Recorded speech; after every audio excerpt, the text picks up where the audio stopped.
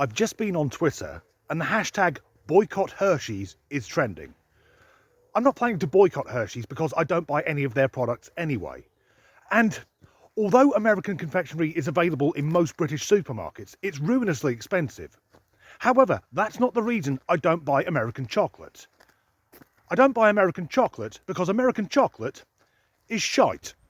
I am well aware that British cuisine is the dullest, blandest, worst food on the planet. But when it comes to chocolate, the Brits and the Europeans have absolutely nailed it.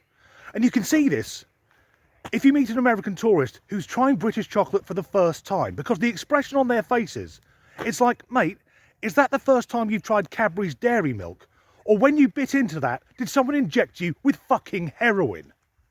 As a Brit, American chocolate to me tastes like ground up coffee beans that have been glued to some cardboard. But of course that's not why Boycott Hershey's is trending on Twitter. You see, it's March, so it's Women's History Month. Next Wednesday, the 8th of March, is International Women's Day.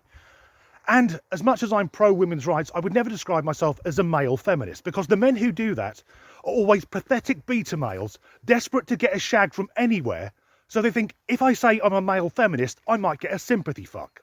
However, if we take the definition of feminism to be striving for equality between men and women whilst acknowledging there are differences within the sexes, by that definition, I'm a feminist.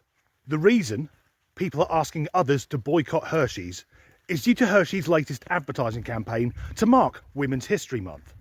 Part of it is they say you can't have Hershey's without her and she. So the female pronouns. Now we all know that's a lucky fucking coincidence. I don't know how long Hershey's had been going. I know American GIs had it in the Second World War, so it's been going a long time. But when that company was founded, I doubt the directors sat down and said, right, we'll have the name Hershey's so that in the 23rd year of the next century, we can push for women's equality. That's like me saying, my name's Daniel. If you take out the I and the L, you're left with Dane. Therefore, I speak up on behalf of Denmark. But the real problem is an advert for Hershey's that's currently airing in Canada. It's very short, and here it is. My name is Faye Johnstone. I'm the Executive Director of Wisdom to Action. We can create a world where everyone is able to live in public space as their honest and authentic selves. See the woman changing how we see the future at Hershey's Canada. As usual, I'll say I believe the vast majority of trans people are just trying to live their lives. And if that's you, I wish you the very best on your journey. But it's not fucking difficult to see why this ad has backfired. It's Women's History Month, so who have they got to speak up on behalf of women? A man in a dress. Over the last few weeks, I've posted videos of women taking to TikTok to say they don't want to be labelled as cis women. They're just women, because the term cis was coined by a German sexologist who advocated for fucking paedophilia. I've posted other videos of other women on TikTok saying they object to terms like birthing persons, or a birthing parent, womb carriers, bleeders, chest feeders. These are all just terms eradicating women from the language.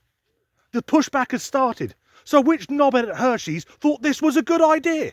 I'm going to say something which is rather controversial, and it'll make me sound rather outdated and sexist, but if you're selling chocolate bars, your target market is going to be skewed more towards females, particularly on 1 week of every month. In fact, if all the women on Earth fell in sync, if they all had their periods at the same time, I guarantee for that 1 week you wouldn't be able to get chocolate fucking anywhere. Also, I'm going to say something which is a bit cruel, but if Hershey's decided they had to have a trans woman to speak up on behalf of women, because that's not fucking insulting at all, why didn't they get, well, a more feminine looking one? Because I think that trans woman's called Fiona. She looks like she works on a fucking building site. She looks like she's on her stag do. Jeff's getting married next weekend, let's go and get pissed and dress him up as a woman. I should stress that the trans woman is just one of 5 women taking part in that ad campaign, but to me, it still shows the inherent sexism, and I'm being serious here, throughout society, because it's Women's History Month. Women throughout history, from the beginning of time up until now. Yet 20% of women are being represented in this campaign by a trans woman.